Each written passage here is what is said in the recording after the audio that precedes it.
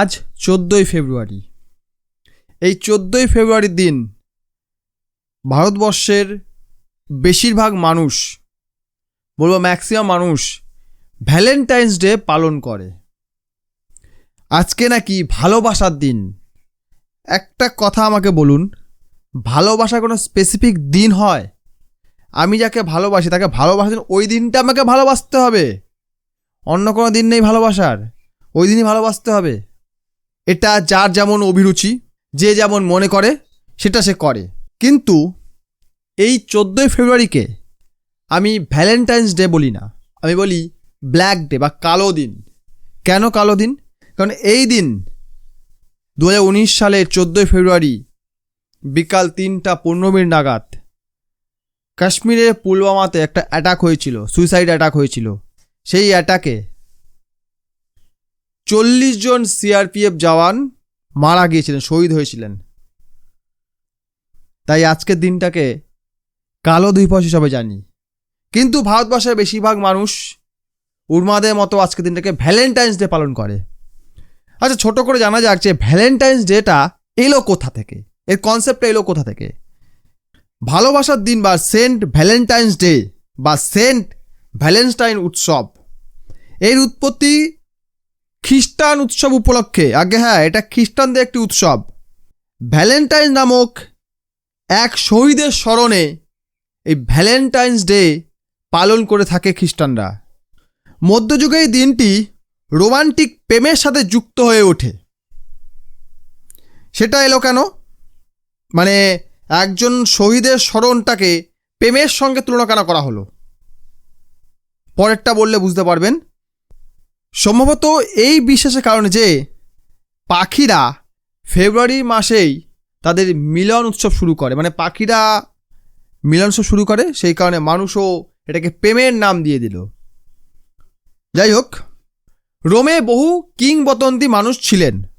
তার মধ্যে একজন রোমান পুরোহিত ছিলেন, যাকে সম্রাট দ্বিতীয় ক্লোডিয়াসের আদেশের বিরুদ্ধে সৈন্যদের গোপন খ্রিস্টান বিবাহ অনুষ্ঠান করানোর জন্য 270 খ্রিস্টাব্দে মৃত্যুদণ্ড দেওয়া হয়েছিল। মৃত্যুদণ্ড কার্যকর করার আগে সেন্ট ভ্যালেন্টাইন তার কারারক্ষকের মেয়েকে একটি বিদায় চিঠি লিখেছিলেন, যার সাথে তিনি বন্ধুত্ব করেছিলেন এবং তাতে স্বাক্ষর করেছিলেন তোমার ভ্যালেন্টাইন্স। এই থেকে শুরু হয়েছে ভ্যালেন্টাইন্স ডে। এরপর কি হলো? এরপর কার্ড, ফুল এবং চকলেট বিনিময় প্রথাটি 18 শতকে ইংল্যান্ডে উদ্ভূত হয় এবং 19 এবং 20 শতকে বিশ্বব্যাপী ছড়িয়ে পড়ে এবং বর্তমানে এটি ব্যবসায় পরিণত হয়েছে।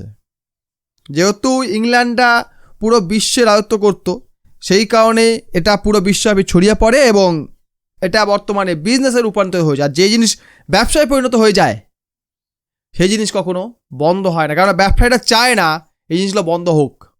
কিন্তু ভারতবাসীও তো ভুলে গেছে। On 14th February 2019, a suicide bomber attacked a convoy of the Central Reserve Police Force বা CRPF in the Pulwama district of Jammu and Kashmir. এতে 40 জন শহীদ হয়েছিলেন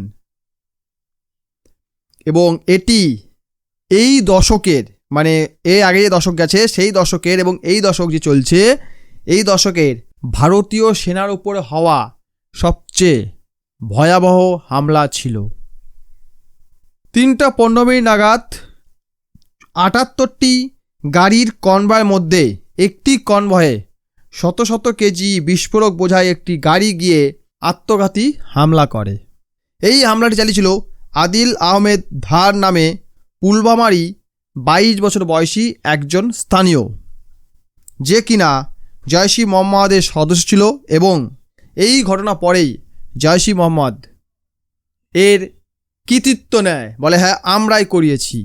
এবং এরপর ভারত কী করেছিল? পাকিস্তানের ওপর 200% ট্যারিফ চাপিয়ে দিয়েছিল এবং 26শে ফেব্রুয়ারি ওই বছর 2019 সালে ভারত বালাকোটে সার্জিক্যাল স্ট্রাইক করেছিল।